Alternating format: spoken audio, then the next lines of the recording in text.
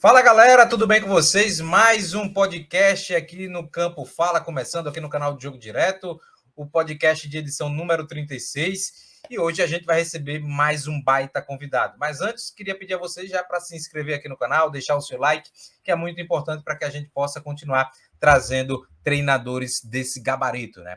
O nosso convidado de hoje é um dos técnicos com passagem marcante pelo futebol nordestino e que já treinou outros clubes do futebol brasileiro.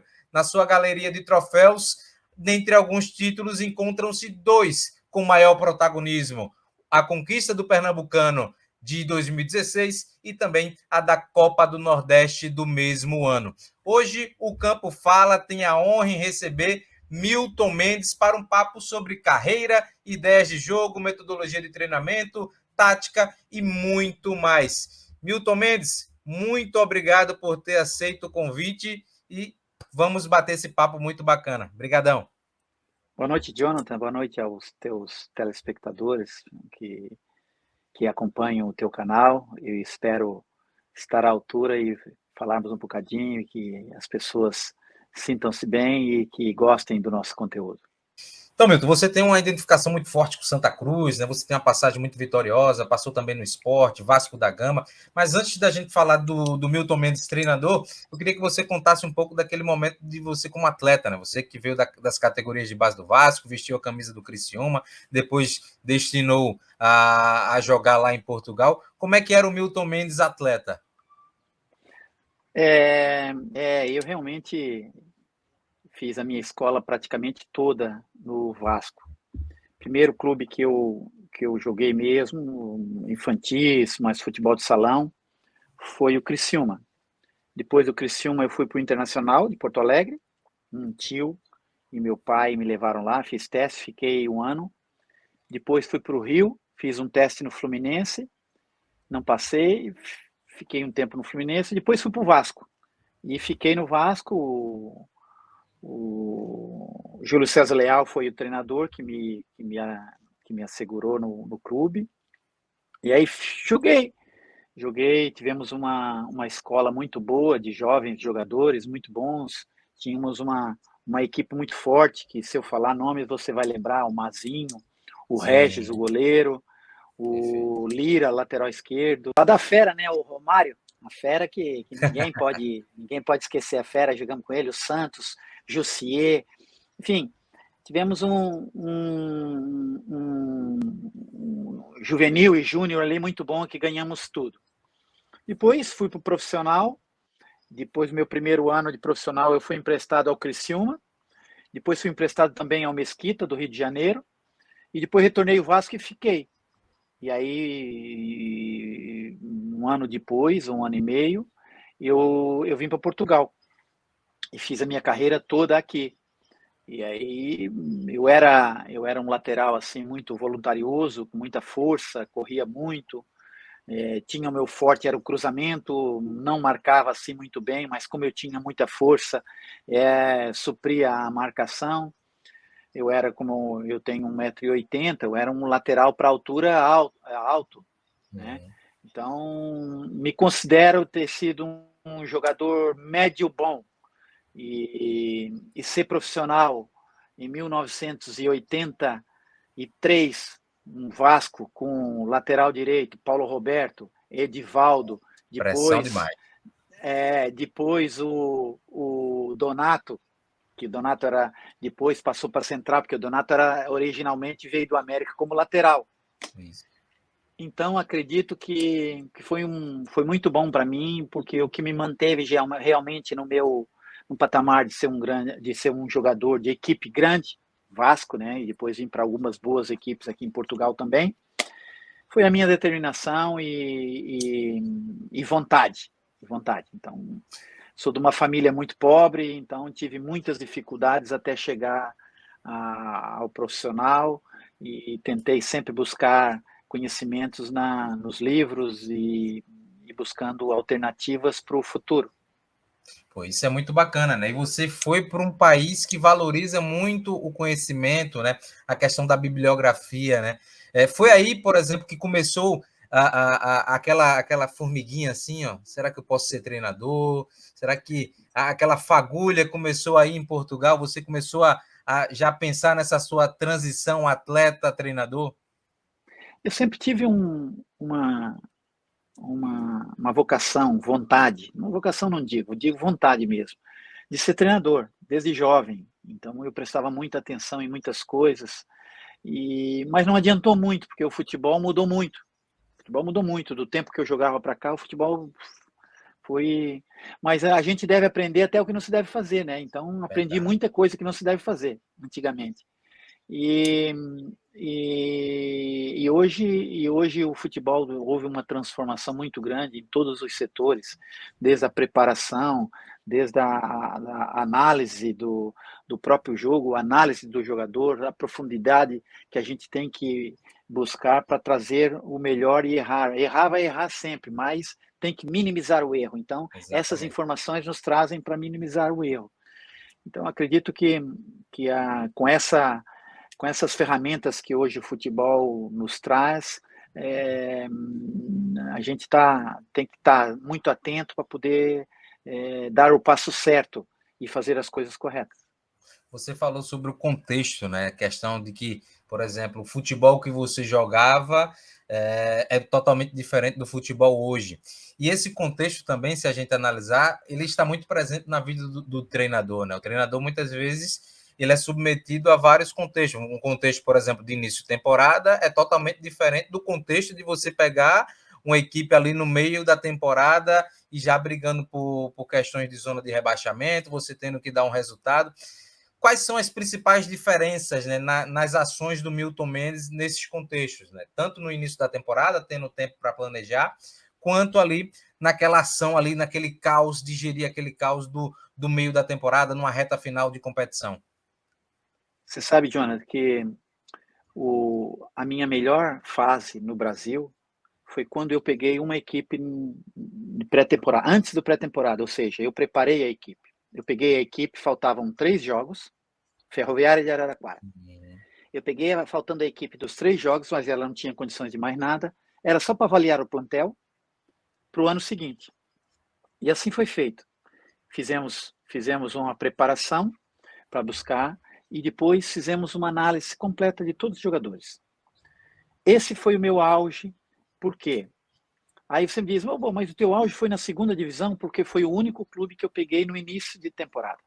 Foi o único clube que eu peguei que eu consegui fazer uma construção, assimilação e execução. Eu consegui fazer todos. Trabalhei os 4 meses todos, desde o embrião até começar a gatinhar, até correr, né? Fazendo uma analogia rápida. E a Ferroviária não subia há 23 anos ou 22 anos e nós fomos campeões com 3 rodadas de antecedência. 3.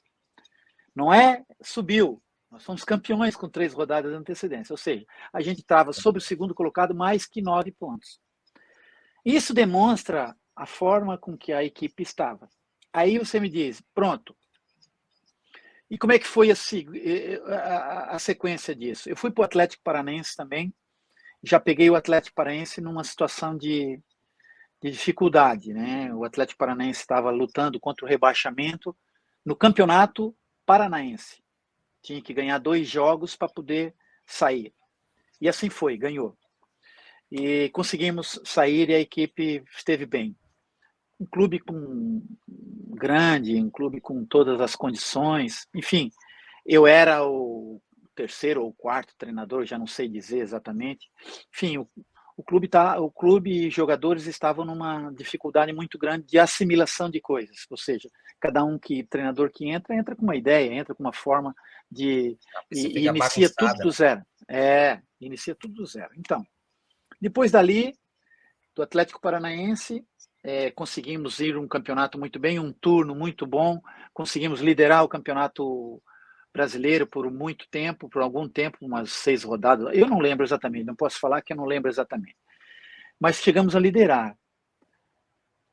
Enfim, depois fui para o Japão, depois fui para o Santa Cruz. O Santa Cruz, você lembra exatamente o Santa Cruz, né? Peguei aquilo Exato. tudo já para ganhar para ontem, porque precisava estava para não se classificar entre os 4 ou os 8, eu já não lembro, do Pernambucano, e tinha que ganhar 2 eliminatórias para poder. Não, tinha que ganhar do Ceará, do Bahia, do Ceará. Qual era? Me ajuda aí. Era Fortaleza, Ceará e Bahia. Acho que Bahia. era Fortaleza. Isso. E Bahia para depois ir à final. Mata-mata, lá e cá, mata-mata. E a gente foi passando. Mas isso mérito dos atletas. Mas pegamos o que eu quero te dizer, que estava um caos também. Estava um caos. Depois, daí, fui para o Vasco. Idem, aspas. Né? O Santa Cruz, os jogadores vestiram a camisa e fomos embora com alguns problemas, algumas coisas pelo meio, salários, enfim, tudo que vocês sabem existia. O Vasco, igual. Exatamente igual. E precisando ganhar para ontem. Então, eu respondendo a tua pergunta, e depois entro, faltando 12 jogos. Esporte. Todo mundo dizia, vamos ver quem são os outros 3, que o primeiro clube a cair é o Sport. Todo mundo já tinha dado como morto o Sport. E aí, há aquela junção que a torcida abraçou o clube, abraçou a gente, e começamos a caminhada. E foi aí que aparece, foi nesse segundo jogo, nosso primeiro jogo foi contra o Sport, foi contra o Atlético Mineiro em Belo Horizonte, que o Durval é expulso, e abre uma brecha para um central. Quem? Conta essa história aí. Pois é. Não, mas só para contar um pouquinho, já entramos nessa história aí, só para contar que o caos, entrei também nessa altura no Sport com problemas financeiros, entrou o Laércio e o Aloysio Maluf e entraram com uma tranche em dinheiro para poder pagar as coisas assim rapidamente e partimos dali para frente. E houve também exatamente isso que você falou, o caos. Gerir caos, vender o almoço para comprar o jantar. A gente estava apagando fogo num dia que o outro fogo no outro dia tem apagando um lado e já acendia no outro. Então, fizemos um trabalho espetacular, muita gente, todos, com as pessoas, e fizemos um trabalho e caímos por um gol.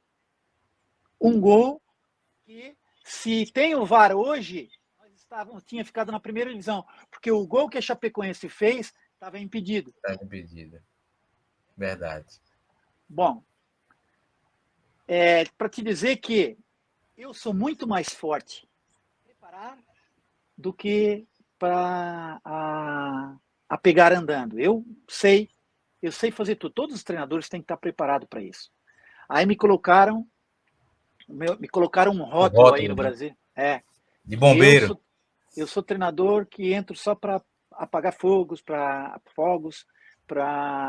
eu sou um treinador problemático, que eu brigo com todo mundo, mas as pessoas esquecem que tem estratégia quando você entra para gerir o caos. Você tem que ter uma estratégia. E a minha estratégia era ser firme, porque quando você está no caos, ninguém confia em ninguém. Todo mundo cego, todo mundo louco. Todo mundo cego, dando tiro para todo lado, ninguém acredita em ninguém. E quando entra alguém firme, forte, mostrando o que sabe, mostrando o que quer, dando direção e obrigando a ir para aquela direção, todo mundo se agarra ali. Isso é uma estratégia. Então, e as pessoas nunca entenderam isso. Nunca entenderam isso. O Milton é só isso, o Milton é só isso, o Milton é brigão, é isso, é aquilo, o Milton vive no conflito, está sempre conflituoso. Não. Os atletas que eu trabalhei, eu tenho relação com eles. Tem muitos que eu sou amigos. Falo com eles e tenho relação. É lógico que num grupo de 28 jogadores, jogam 11, outros 10 ficam no banco, imagina os outros. Não vai ter harmonia completa, né? Não vai ter 100% de exatamente. harmonia. Né? Mas não precisa ter harmonia. Tem que ter respeito. Exato. A harmonia, ela é saber gerir e trabalhar num ambiente bom. Mas quando tem atletas que não sabem viver em harmonia, que não sabem e colocam-se o pé na poça, aí você chega e puxa e mostra para ele o caminho. Quer, não quer. Naquele ano no esporte, que para mim foi um ano assim muito intenso, quando nós entramos, nós tínhamos dois jogadores que estavam fora do elenco, né, suspenso, que era o Felipe Basto e o Michel, os dois Bastos. Então a gente trouxe eles de volta e fiquei com um carinho muito grande com o Durval, que é um ídolo da torcida de Recife, o próprio Magrão, que é um ídolo até hoje da torcida do Recife, do clube, tudo que ganhou. No Santa Cruz, o Grafa, que é meu amigo, o Dani Moraes. Aí, olha, a gente está falando de gente de nível. Né? Exatamente. No Vasco, o Douglas que está agora no Aston Villa, mantenho alguma relação com ele. O próprio Paulinho, que eu lancei com 17 anos, troco de vez em quando umas mensagens com ele. Enfim, o próprio Matheus Vital, que perdi um pouco o contato agora, mas a gente tem uma relação muito boa. Eu lancei também. Enfim, eu sempre trabalhei, Jonathan, para o clube. Eu trabalho para o clube. A minha melhor forma é tentar defender os interesses do clube. Quando eu defendo os interesses do clube, o interesse das pessoas que estão na frente do clube, que elas são... Por que eu os defendo normalmente, os diretores, os presidentes e os jogadores? Os jogadores têm até chance de muitas vezes defenderem-se, mas os diretores não têm. Muitas vezes o treinador tem que ir defender, porque o treinador, 2 vezes na semana ou 3, ele está falando para a comunicação social para o país inteiro, pelo estado inteiro. Então, eu acho que isso é importante, as pessoas entenderem o quanto o treinador tem que ser leal. Um jogador aqui, um prêmio ali, mas tudo em lugar certo. Eu não posso ir para a coletiva falar mal da minha entidade patronal. Não dá. Né? Então, se você vê, eu nunca expus ninguém. E às vezes as pessoas, paguei um preço alto no Rio de Janeiro, com a Globo, por ser por ser amigo. Eles achavam que era amigo, e eu me dava muito bem com ele, porque tinha um respeito muito grande, Eurico Miranda e família Miranda. Eu defendia minha entidade patronal, e eles estavam me dando tudo. E tive alguma dificuldade das pessoas me atacarem muito. Digo também aí em Recife, muita gente, tem algumas pessoas que acham que o Milton é amigo disso, daquele outro. Não, eu defendo as minhas entidades patronais, tenho boa relação com as pessoas, mas não significa que eu defendendo o Tininho, eu sou do Santa Cruz e vou brigar pelo Santa Cruz. O Santa Cruz é um clube que eu respeito muito. Trabalhei lá e ganhei 2 títulos. Fiz pelo clube. O clube também me deu alguma notoriedade no Brasil. O Sport idem. Eu tenho uma relação muito boa ainda. A minha relação com o esporte não acabou. Eu vou dar continuidade a um trabalho que eu já tive. Eu vou voltar um dia ao esporte. Porém, acredito que as pessoas me linkam com direções passadas.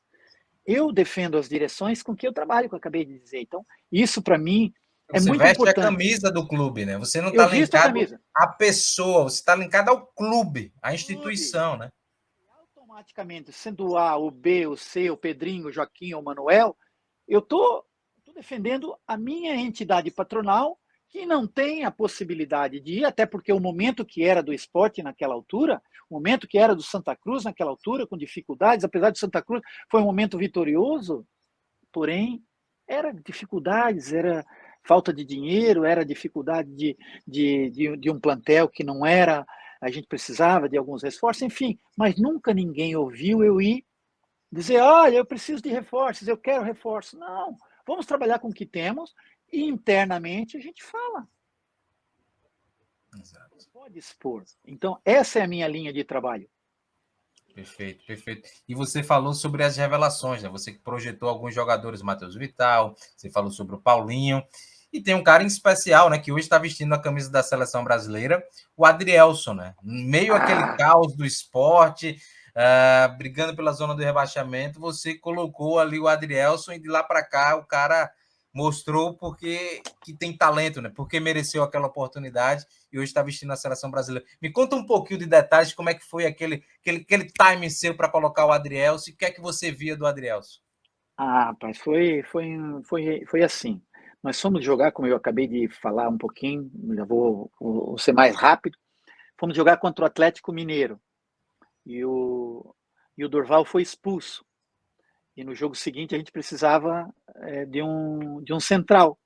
E durante a semana a gente falou, olha, vai ter um central, todo mundo já sabia. Inclusive ele se lesiona e é expulso. Ele teve uma lesão também. Ou é expulso e já estava lesionado, enfim, o time eu não recordo muito bem. E iniciamos a semana, um jogo dificílimo em casa também, contra o Internacional. O Internacional estava na zona de acesso. Eu acho que até estava em primeiro. Não lembro bem. E eles até pouparam os jogadores. Eles pouparam os jogadores, que aquilo eu fiquei. Ou seja, eles contavam a vitória certa. Poupa o jogador é porque está seguro. Toma o cartão amarelo e que o próximo jogo está fora. Isso é uma segurança que as pessoas têm mais ou menos para fazer a gestão dos cartões. Bom, começou a semana bem, normalmente, e começou a funilar. E nós tínhamos o Adrielson e tínhamos o Max, um central canhoto. Sim, grandão. Bom jogador também. Porém, iniciou-se a semana bem, os dois treinando, eu colocava um, colocava o outro, colocava o outro, colocava um, e assim foi indo a semana. Fomos passando durante a semana e os dois estavam me dando segurança. O que me deu alguma estabilidade em colocar o Adrielson é por ser jovem, ser da casa, estar totalmente sabendo, ele é do Maranhão, sabia exatamente o contexto do clube, ele estava preocupado em levantar o clube, queria, não que o outro não estivesse, mas o outro tinha um contrato e ia acabar. Ele já tem uma identificação, né? Totalmente. Ele tinha tudo, mas não era o suficiente. Tinha que provar.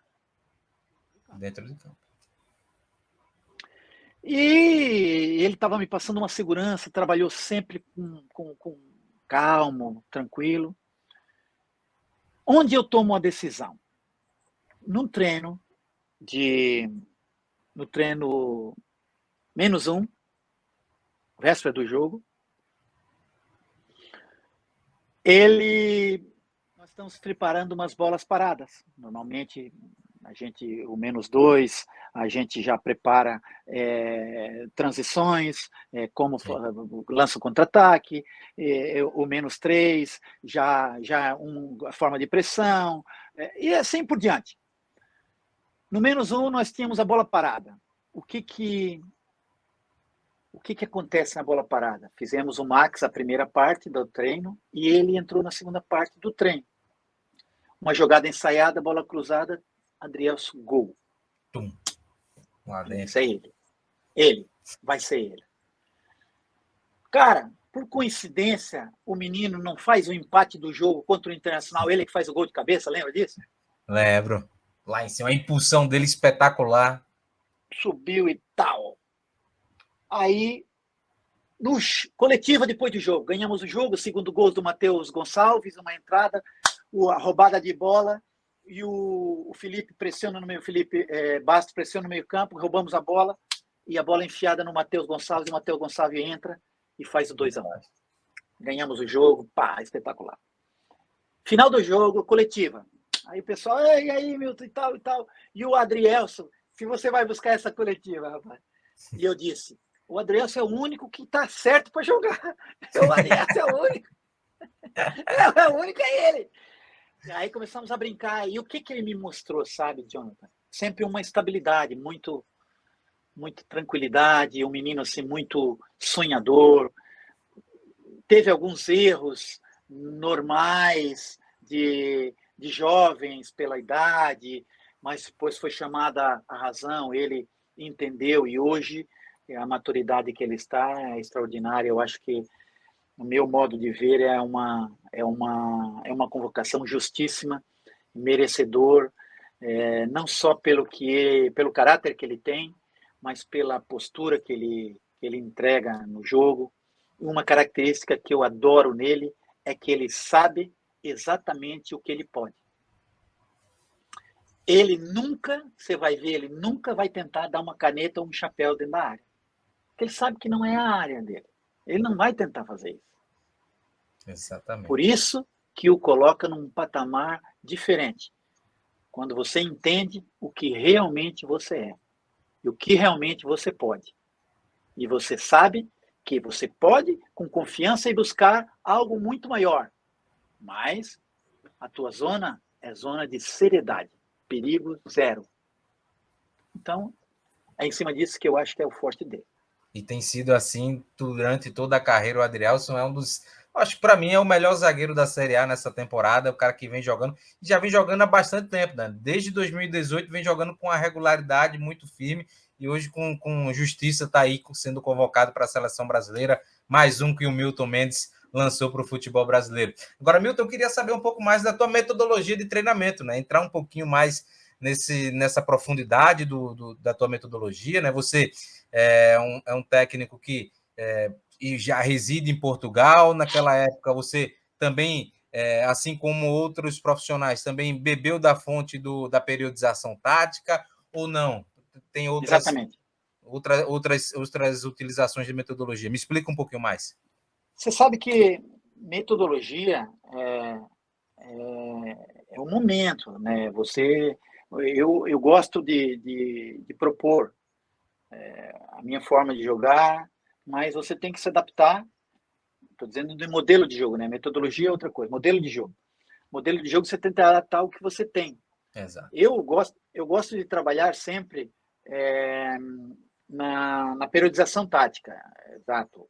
Eu tento usar, mas a periodização tática não é linha dura, seguir aquilo ali.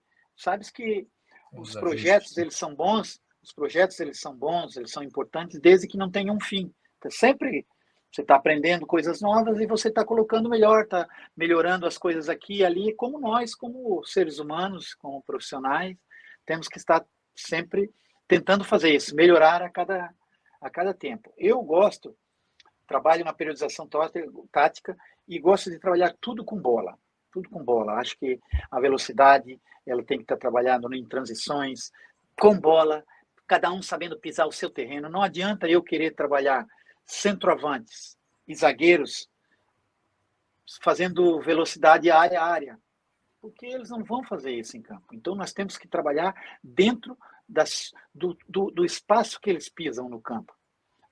Temos que arranjar, aí que é o papel do treinador e seu assistente, e seu fisiologista, arranjar formas de trabalho com que se encaixe na tua metodologia, sabe? E o modelo que eu gosto de jogar, particularmente gosto de jogar, é o 4-2-3-1. Mas aquilo não é uma forma fixa, rígida, dura, não. Se chegar num lugar e tem que me adaptar num 4-3-3, só tem jogador no 4-3-3, vou me adaptar. Chegamos, se você lembrar, o Santa Cruz, na altura que eu entro no Santa Cruz, nós tínhamos jogando o Wellington de volante, o William Correia e o João Paulo de meia. Jogava o Luizinho, eu já não lembro quem era o outro. Eu sei que o Keno entrava, mas o Keno estava muito mal, e o Grafite. O que eu fiz?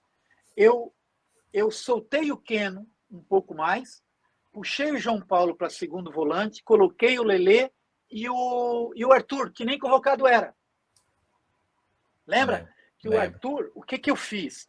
Porque o Arthur tem uma característica muito boa, ele é muito veloz e intenso, ele marca, ele sai bem. Tanto é que o Arthur chegou a jogar de lateral, terceiro central, num jogo contra o Fluminense em Volta Redonda. Em Volta Redonda, não. Em Volta Redonda, que empatamos 2-2. Durante o jogo, a gente estava perdendo e o Arthur veio jogar aqui. Na final da Copa do Nordeste, eu tirei o Vitor, puxei o Arthur para a lateral e coloquei o General. General, o Bruno. Então, o que eu fiz? Puxei o Arthur para a gente jogar como 4 homens, mais ou menos, e solto, o Keno solto. A gente jogava no 4-1, no 4-4-2 ou 4-1-4-1, sendo que o William Correa puxava como primeiro volante e o Keno fechava de um lado e avançava um bocadinho o João Paulo. Aí ficava 4-1-4-1. O 4-2-3-1 é bom por isso. Se você adianta os 2 homens de lado, você fica num 4-3-3. 4-3-3. Se você traz os homens de lado para trás, você fica num 4-1-4-1 ou 4-2-3-1. O segredo desses homens de fora é fechar dentro, fazendo com que fique compactado por dentro, obriga o jogo a ir para fora. Obrigando o jogo a ir para fora, a equipe faz isso. Compacta, não entra, não vai entrar.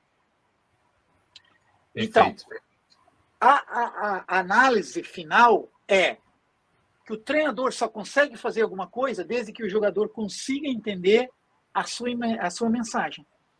O que não entendeu, o Arthur entendeu na sua plenitude, que depois jogou nos outros clubes todos naquela posição, porque ele era o 9 enfiado.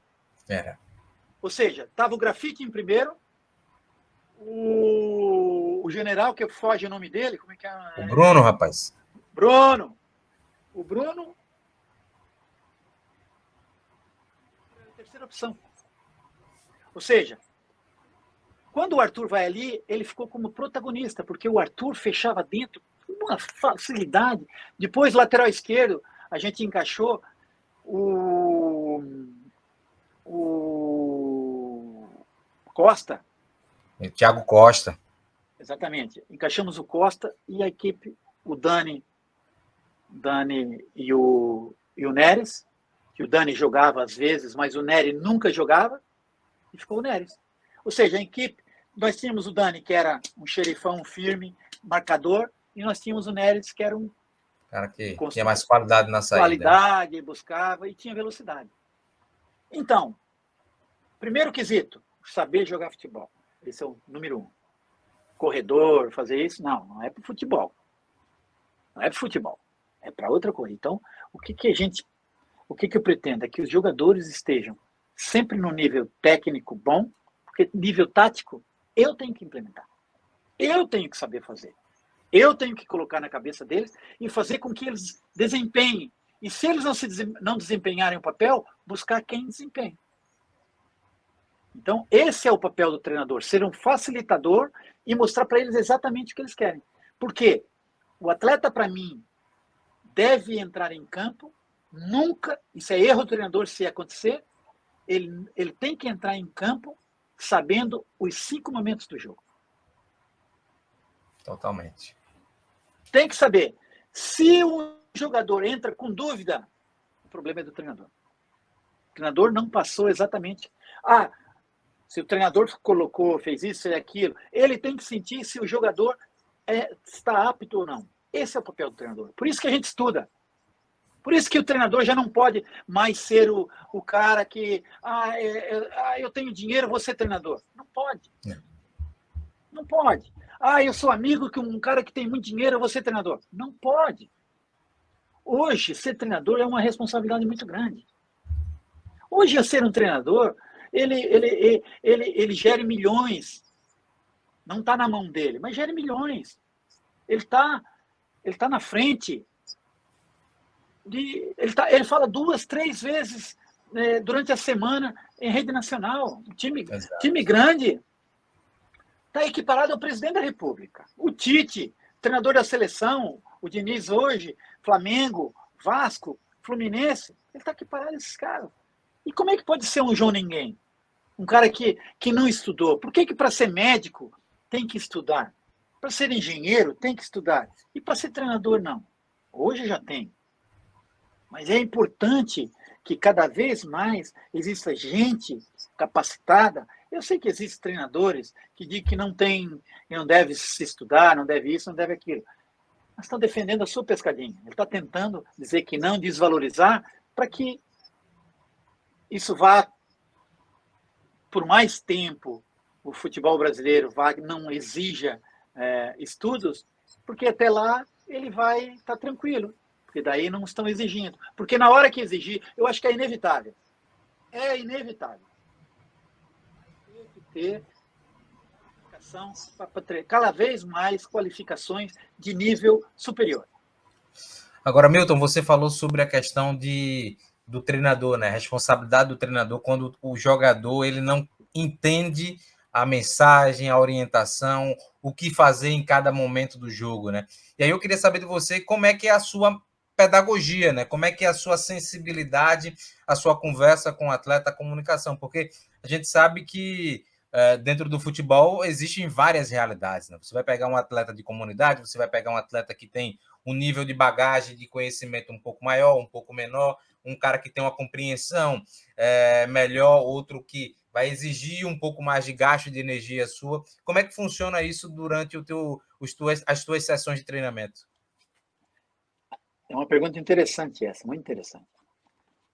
Tem um ditado que diz: você fala, eu presto atenção. Você explica, eu fico atento. Você mostra, eu aprendo. Então, aí é que está. Pode ser o maior analfabeto do mundo. Você tem que ser o treinador, você tem que preparar treinos e aprenda a fazer. Porque eles são exímios executantes. Isso. Por que tem muita gente que você conversa com ele e diz: pô, mas esse menino não sabe dizer 2 para caixa, mas dentro do campo. Faz acontecer. Inteligente, vivo, se posiciona bem, entende o jogo. Como é que você consegue? Isso é o treino. Isso é o treino, o aprendizado, é o subconsciente. Porque eles não... Tem alguns atletas que não são muito bons em falar, se expressar, articular uma frase ou articular algo assim muito mais elaborado, né? Mais elaborado, enfim. Mas, meu amigo, quando você prepara o treino e você diz, tem que fazer isso, isso, isso, procura fazer aqui, ali, olha, atenção, ele pode até errar numa, 2, mas, meu amigo, ele vai entender. Aí é que está o ponto. O treinador preparar treinos para que os atletas entendam exatamente o que ele quer. Não adianta eu dizer, fecha ali, faz aqui, faz lá. No meu tempo de treinador, nós tínhamos o Data Show. Sim. Eu tive treinador que se perdia no Data Show, não sabia onde estavam as páginas, de tanta folha que era. Então, completamente, hoje, a minha preleção não é mais que 12 minutos. 12, 15 minutos. Máximo, não passa de 15 minutos. Por quê? Porque durante a semana que você tem que trabalhar e dizer tudo que passa durante a semana. Domingo é relembrar os pontos importantes. Marcação alta, marcação baixa, marcação média. Relembrar bolas paradas. Relembrar as bolas paradas, mostrar o posicionamento de cada um e a fotografiazinha deles para colocar no vestiário, para depois eles irem e falar, para depois não dizer que não sabia. Então, tu trabalha durante a semana, relembra na preleção e coloca folhas de A3 no vestiário com o posicionamento todos, as jogadas todas, tudo. Então, Cada vez mais os atletas vão entender isso. Meu primeiro treino da semana. Joguei domingo, treinei segunda, terça, recuperação. Terça, folga. Por que a folga na terça-feira, 48 horas depois do jogo? Você sabe me dizer?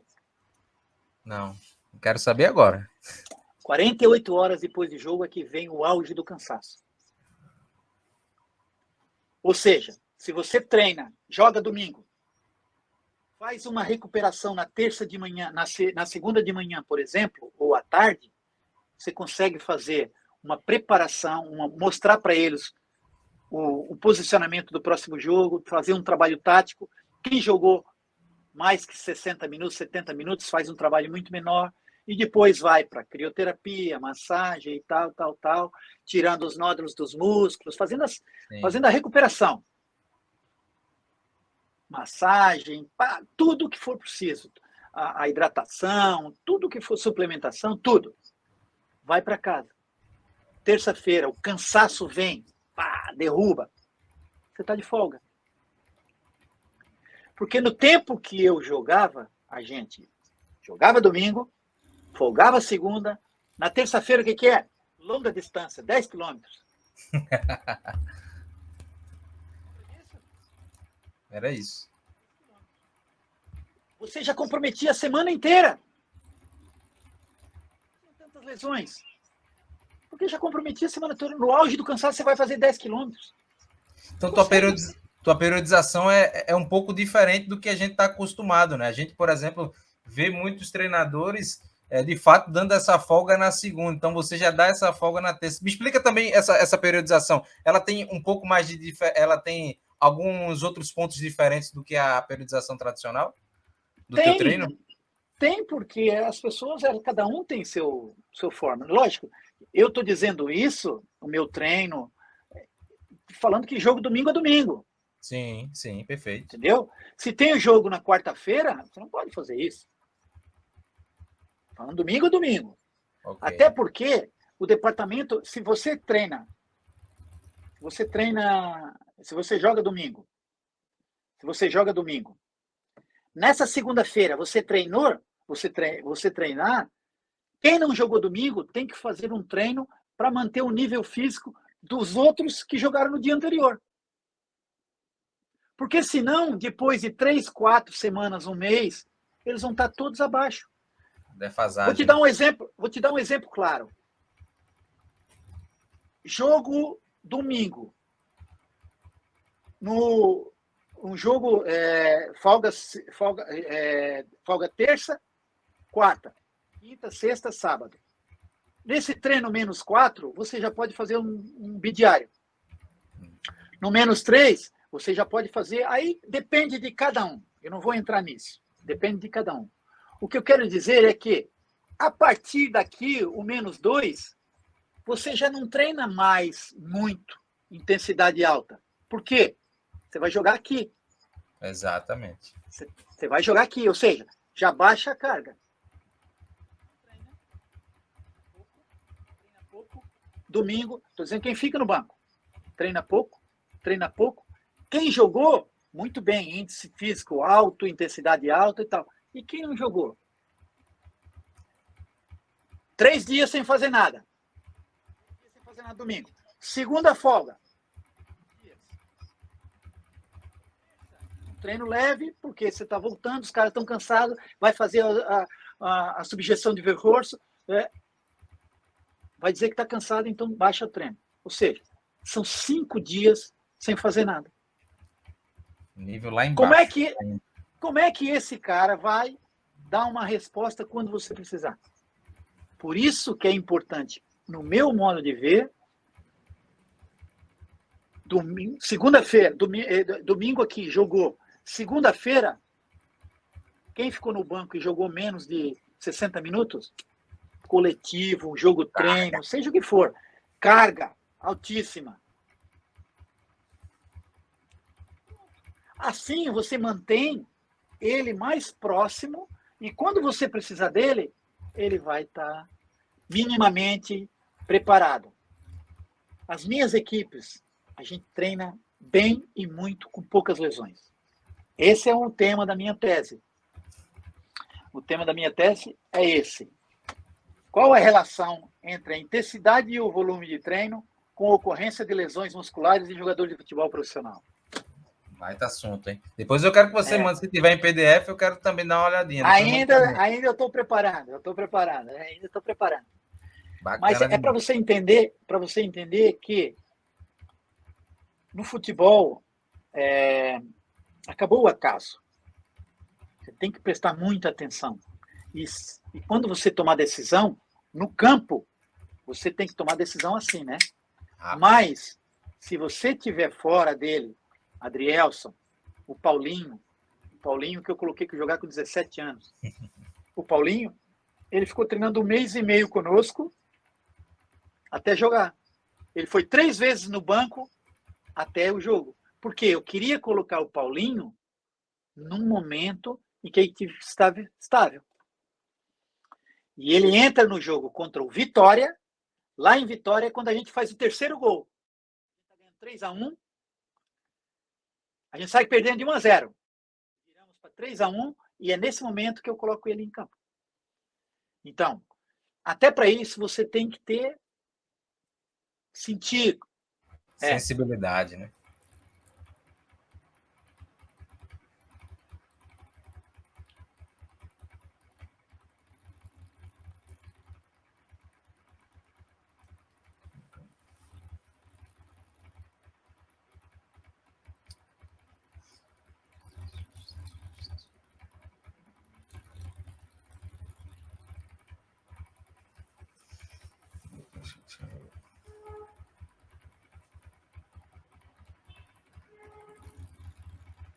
Opa, voltou. Opa, voltou.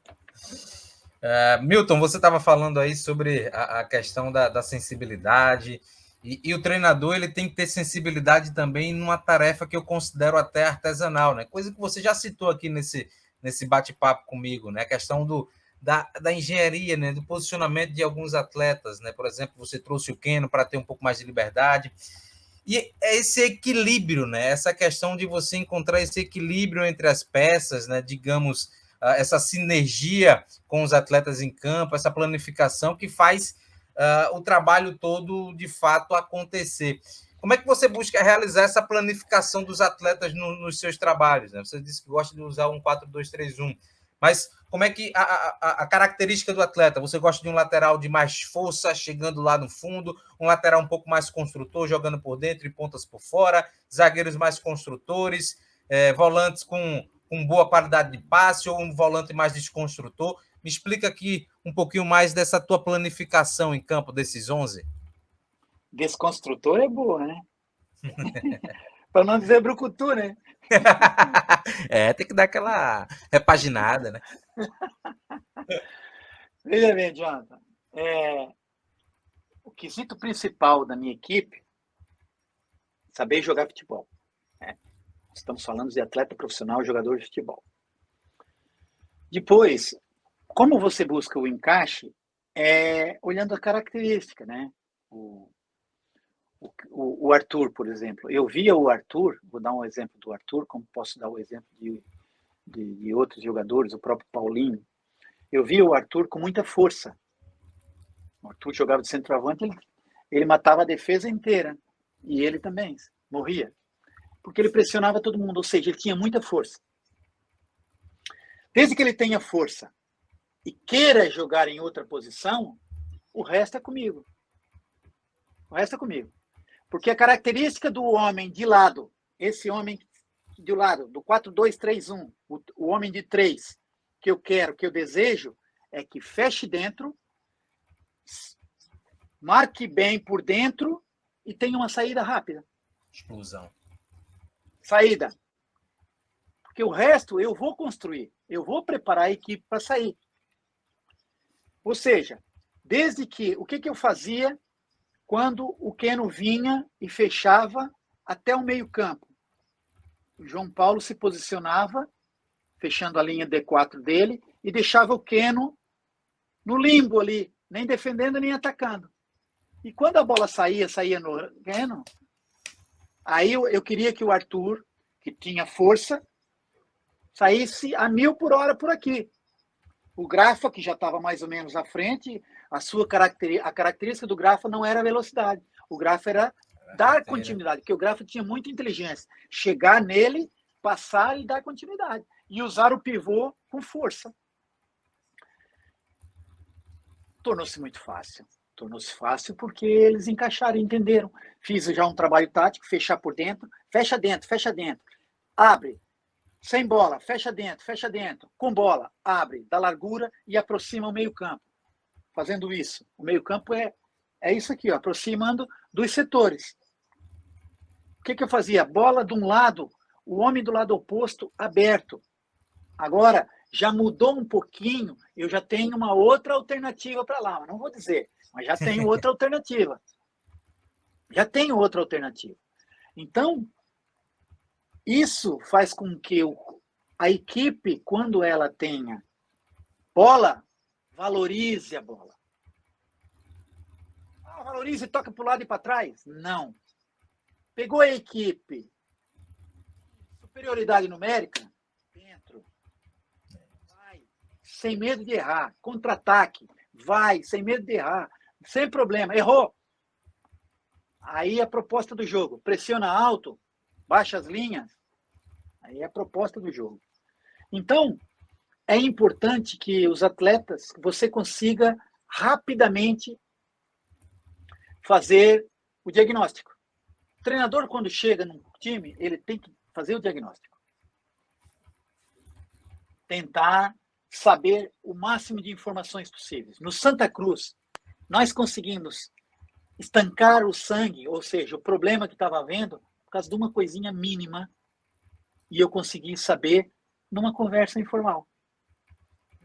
Um atleta me disse que eles estavam chateados por uma entrevista que o atleta deu, dizendo que nós temos que a gente tem que se responsabilizar muito mais pelo que a gente está fazendo.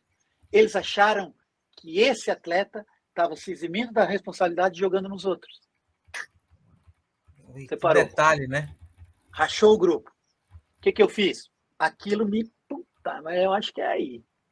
Juntei o grupo e fui nisso. Você falou isso? Falei. Por que você falou isso? Por isso, tal. Vocês estão chateados com ele? Ficou ali. Opa. Gostam muito de ir nas costas, mas na frente... Opa, vamos lá, que isso é importante para o nosso futuro. É lavar a roupa suja, tem que lavar, né? Realmente aconteceu isso. Realmente aconteceu aquilo. Não, mas eu não quis dizer isso, eu não falei nada disso, porque vai interpretar... Acabou. Tudo certo? Vambora. É caminhar para um lado só. O que tem que falar é para um lado só. Reunimos e falamos. Remédio santo. Esporte, idem. Não foi um problema desse. O problema no esporte era financeiro e tinha tido muitas confusões internas. E o que aconteceu? Juntamos, fizemos uma reunião boa, forte, todo mundo e foi para frente. Então, é importante o diagnóstico. Você entender mais rapidamente o que está se passando.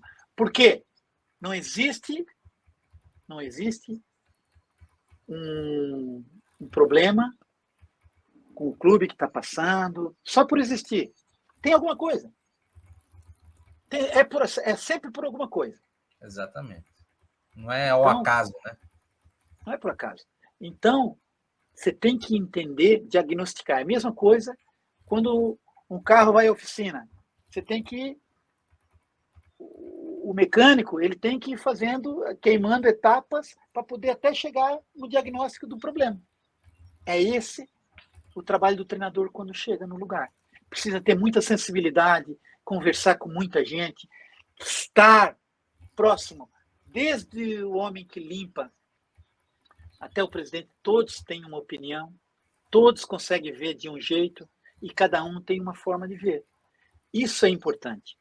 Dar valor a todos eles, a sua opinião, mas fazer a gestão. E essa gestão é importante, né? Eu queria saber já de você, antes de eu voltar para o campo, querer saber como é que as suas equipes atacam, como é que defendem, falar desse outro aspecto que você observou e não vai querer falar, mas eu vou querer saber. Mas eu queria saber da tua gestão, né? Qual é o teu perfil de liderança? Você é um cara que gosta de centralizar muito, você é um cara que delega, com quem você vai para os clubes, você tem uma comissão permanente montada, você tem preparador físico, tem analista de desempenho, ou você vai sozinho para os trabalhos que você é contratado? Não, eu gosto de ter o meu grupo, mas como eu te falei agora, eu fiquei 2 anos fazendo mestrado. Sim. Então eu não podia ser mesquinho o suficiente e dizer para os homens ficarem parados à minha espera. Deixei eles irem trabalhar. Hoje, se precisar, vou chamá-los ou não, depende do clube, a gestão. É lógico que é importante você ter. Eu tenho os meus profissionais, eu tenho profissionais que eu confio, mas é importante você saber o que você quer, né? Saber o que você pretende. Se eu vou para um clube, se tem profissionais capacitados, por que eu vou tirar o profissional lá? Tem lá, mantém o profissional. Agora, é importante, pelo menos, você ter um fisiologista, que, que o clube tenha ou não, um fisiologista para te dar o feedback dos teus treinos, e um assistente, né? Que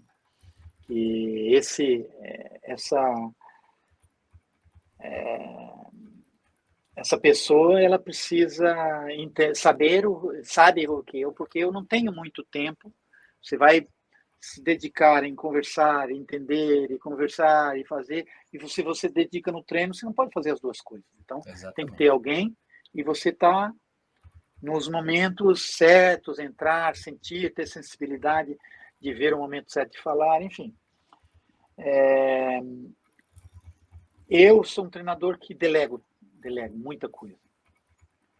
Se eu confio, eu delego. É lógico que se você vai para um clube e o clube tem dificuldades de organização, o Atlético Paranaense não tive o menor problema de nada, porque tinha tudo. No esporte, quando eu cheguei, estava tranquilo também. O Santa Cruz, em muitos momentos, a gente teve que alinhar algumas coisas. O Vasco tinha muita coisa boa, outras menos boas. No, na Ferroviária, por incrível que pareça, montamos um departamento de análise de desempenho, fomos buscar um profissional, preparamos esse profissional. Enfim, teve muitas coisas que a gente sabe preparar. A experiência nos dá a preparação para poder preparar. Mas se tiver, muito melhor. A gente não precisa se debruçar em cima daquilo, nem perder tempo. No campo, eu gosto muito de delegar poderes aos meus capitães. Auxiliar, capitães, né? Capitães. Os capitães, eles têm um poder muito grande de, de, de cobrança nos atletas, conversas, pedidos, muitas vezes, pedidos dos atletas para vir ao treinador, uma folga aqui, outra ali, um aumento de Interessante. concentração, diminuição de concentração, enfim, tem, tem muitos pequenos pormenores que eu uso os, os profissionais, os capitães, sendo que minha porta está sempre aberta para qualquer atleta, desde o menor ao maior, desde do mais novinho ao mais velho, todos, até os profissionais do clube, enfim, minha porta está aberta para tudo. E eu não sei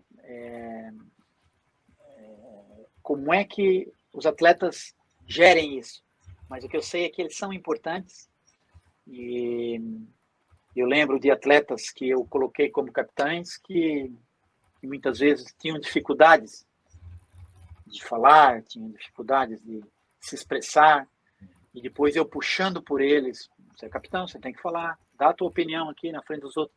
Aquilo foi causando uma vontade que hoje são pessoas que se expressam bem, elas são estimuladas por mim e pelo meu staff sempre, porque para mim, o atleta, quando ele está dentro de campo, jogador de futebol, ele tem que saber pensar. Ele tem que saber pensar, ele tem que aprender a pensar dentro de campo. Não é só o treinador que pensa. O treinador ouve também o que eles têm para dizer. A meus primeiros 5 minutos do intervalo é sossegadinho todo mundo, e depois eu pergunto: alguém tem alguma coisa para colocar que viu no jogo? Porra, bacana.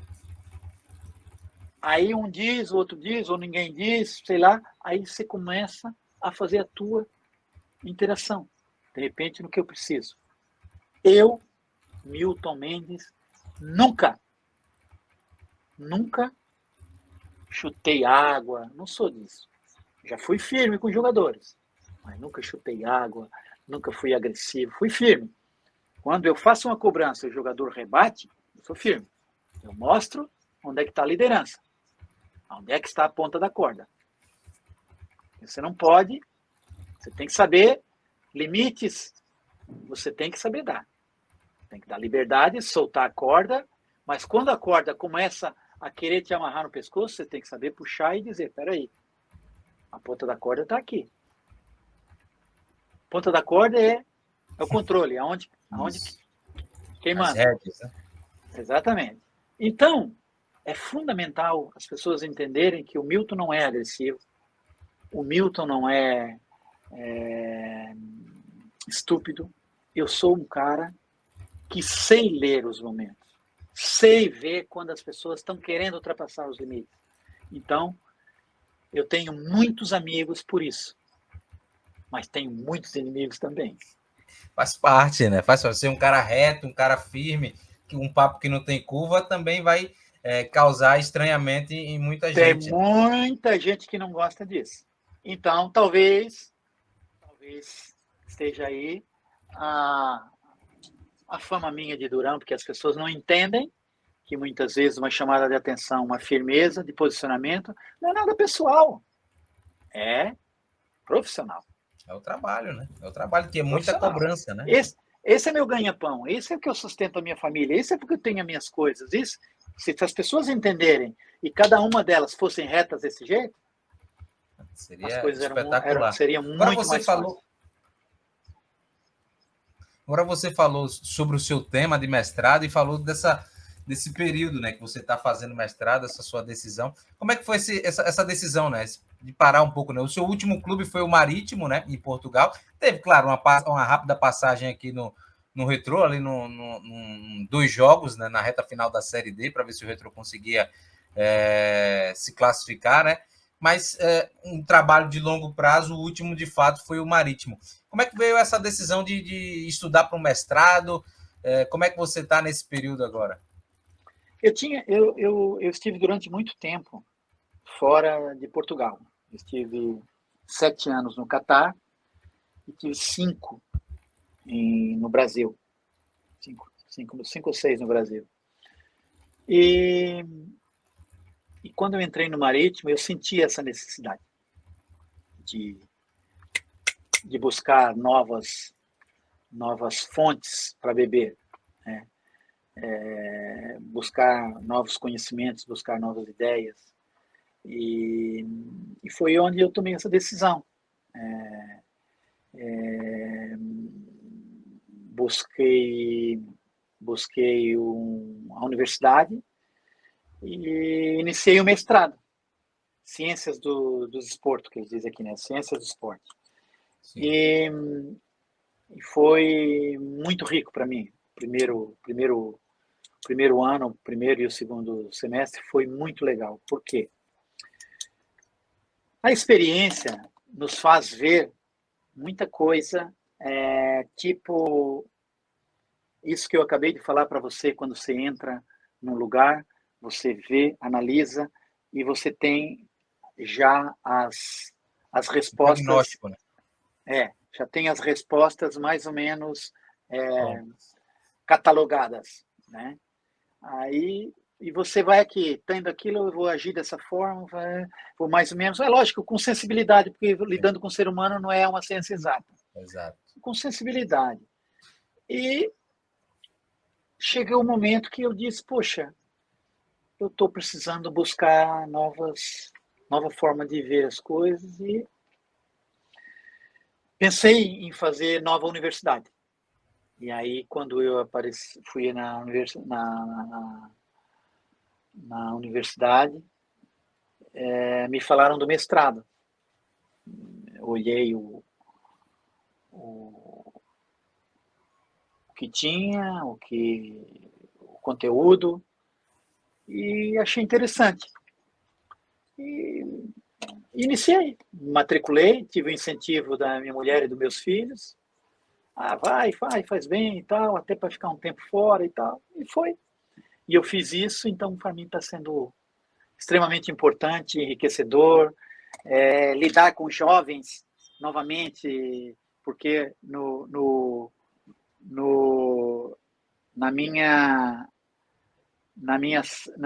meu grupo nós éramos em 7. A mais velha tinha 26 anos. Você tem 58, né? Praticamente 30 anos a mais, né? 32 anos a mais, né? Vozinho deles todos. Mas foi espetacular porque tivemos uma relação muito boa, muito bacana.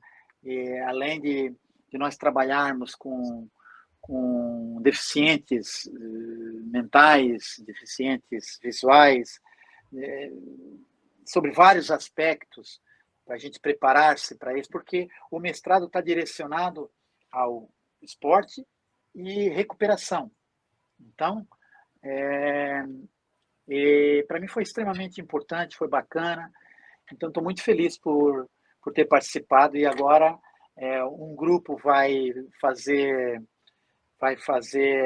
tese e o outro vai fazer...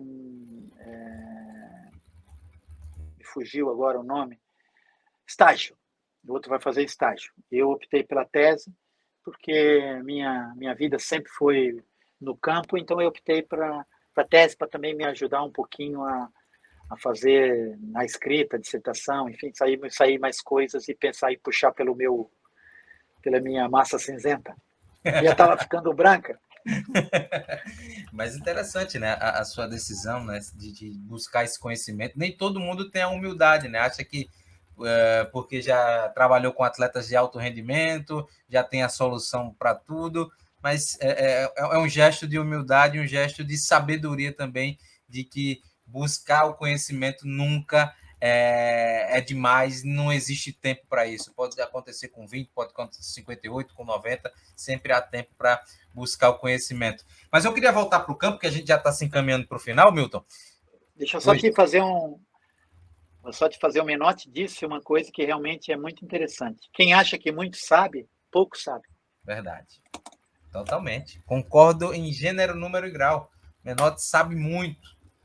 E, de fato, a gente, quando começa a ver as coisas, a gente tem outra visão, né? Começa a encorpar outras coisas para que a gente tenha soluções mais adequadas aos momentos que a gente vive. Oi. Mas você tem que estar aberto. Exato, tem que estar aberto. Tem que estar aberto. Não adianta estar com o corpo fechado, mente fechada, porque senão isso não vai acontecer. Essa magia, ela não vai acontecer. O Milton, o que você falou ali sobre que tem novas formas de atacar, novas formas de enxergar. Acho que mesmo com o mestrado, com a carga que é o mestrado, né, de você estar com a leitura, você tem assistido alguns jogos, né? E aí eu queria saber como é que o Milton hoje gosta de atacar, qual que é que ele pensa, imagina em fazer na sua próxima equipe, né? Ele gosta de ter uma área mais povoada, com 5. Como é que ele estrutura esse ataque? Gosta de ir tocando bola desde trás, fazendo essa primeira fase de construção mais povoada, uma segunda fase de construção com amplitude total, com os laterais abertos, ou por exemplo, um lateral aberto e um ponta aberto, essas trocas de posição, o centroavante sempre se movimentando. Me explica um pouco mais, fala um pouco mais sobre como é que você busca estruturar o teu ataque. Eu sugeria isso para um próximo papo, não é? Porque realmente é aquilo que eu te disse, tudo vai depender do que você tem em mãos, né? Você chega num clube, você tem em mãos, você tem que saber se adaptar àquilo que tem em mãos. Você tem que ter o plano A, o plano B, o plano C. Você não pode dizer, eu vou sair jogando de trás numa construção com A3, Você não pode dizer isso, porque você não sabe se você tem esse terceiro homem que se encaixa perfeitamente. Ah, não, eu gosto disso, daquilo, aquilo outro. A gente tem que se adaptar às coisas que tem. Agora, é muito importante aquilo que eu já falei no início da nossa conversa, né? Você tem que gostar de ter a bola. Tem que gostar de ter a bola. Quanto mais você tem a bola, mais probabilidade você tem de fazer gol no adversário. Quanto mais as bolas você dá ao adversário, mais probabilidade você tem de tomar o gol. Né? Quando você tem a bola, você tem que arranjar forma de atacar o gol adversário. Quando você não tem a bola, você tem que brigar pela bola, lutar pela bola. E aí, tendo a bola, aí você está muito mais próximo. Esses são os pontos principais. Não adianta a gente fazer jogadas, tentar isso, tentar aquilo, desde que tu não tenha uma pressão no portador da bola. Se você não gosta, você baixa as linhas, entrega o campo para o adversário para eles jogarem. Você vai ter, é lógico, você tem que correr alguns riscos. Às vezes a estratégia é essa. Você vai jogar o Birmingham contra o Manchester City, eu acho que eles vão jogar ataque para cima. Você tem que baixar as linhas e tentar num contra-ataque. Então, é um exemplo que a gente não tem a receita do bolo. A gente não pode dizer para você, eu vou fazer isso, vou fazer aquilo. Não é assim. E quem fizer isso, ele está sendo um sonhador, porque muitas vezes o ideal não é o possível. Às vezes a gente idealiza alguma coisa, mas não é possível fazer. Então, fica mais ou menos em águas de bacalhau, como eles dizem aqui, desde o momento que você não consegue fazer. Uma última pergunta que eu acho que acho que a gente vai entender um pouco mais ainda do Milton Mendes quanto treinador. Como é a preparação do Milton Mendes para um jogo? O que é que ele costuma fazer? Qual é a rotina dele pré-jogo? Eu? Sim. Ou não, o grupo? Você. Eu levanto cedo, tomo café da manhã, me alimento bem e tento ler um pouco, ver as notícias, gosto de fazer exercício, faço muito exercício, treino todos os dias, na minha vida treino todos os dias, tento fazer um exercício e depois, a seguir o almoço, tento dormir uma cestinha, se o jogo não é muito tarde, se não é muito cedo, muito em cima da hora, tento dormir uma cestinha, acordo e aí já me debruço no jogo, penso. É lógico que você nunca deixa de pensar. Quando você fala aí a cestinha, o treino, aquilo está sempre, tá sempre mexendo, né? Mas o que eu quero dizer é que você realmente gasta energia, porque você está gastando energia fazendo uma outra coisa, e o secundário é o subconsciente, as ideias que você está pensando, o que pode acontecer, né? Projetando o que vai acontecer no jogo, sei lá, muitas vezes você projeta, chega no jogo, acontece tudo diferente. Exato. Enfim, a minha não assiste é nada jogos? especial. Assiste quantos jogos do adversário? Assisto muitos jogos, muitos jogos. Muitos jogos. No dia do jogo, eu não consigo assistir nada, porque eu estou cansado, mas no dia seguinte, no meu momento de folga, eu assisto muitos jogos, vejo, paro os framing, recebo recebo as análises, vejo, revejo, e hoje você já não define nada mais sozinho. Então, você tem muita gente capacitada, boa, e você tem que ouvi-los. Hoje os diretores já estão muito bem preparados, os presidentes já conseguem entender bastante. Então, você consegue trocar impressões. Então, gente, a gente vai chegando ao final aqui do Papo com Milton Mendes. Agradecer demais, mais uma vez, ele por ter aceitado o convite de bater esse papo com a gente. Espero que tenha gostado, Milton. Papo mais ou menos Gostei, de 1h15. Acho que foi bacana demais, né? Gostei sim. Espero que seja importante para você também, para o teu crescimento.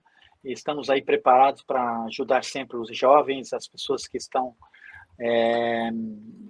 buscando sempre o conhecimento, buscando sempre mostrar o lado bom e o lado positivo. E o Jonathan é um menino muito inteligente. Parabéns pelas suas perguntas, parabéns pela sua dinâmica de entrevista. Foi bastante interessante, que continue. Então, vamos assinar o contrato, o canal aí do Jonathan. Como é que é o nome, Jonathan? Jogo Direto. Jogo Direto. Vamos lá, vamos assinar o Jogo Direto e vamos ajudar o menino a crescer cada vez mais. Qual é o objetivo agora? Chegar a quanto? Chegar a 5 mil. Estamos aí perto. Vamos lá, 5 mil. Objetivo, vamos lá ajudar o menino. O Jonathan é um excelente profissional, tenho certeza que vai longe. Obrigado, Saúde e paz para Milton. você e todos. Tamo junto, Milton. Obrigado demais. Espero vê-lo rapidamente em um clube aqui brasileiro para que a gente possa acompanhar de fato as tuas ideias de jogo mais de perto. A gente vai ficando por aqui. Até a próxima e tchau, tchau.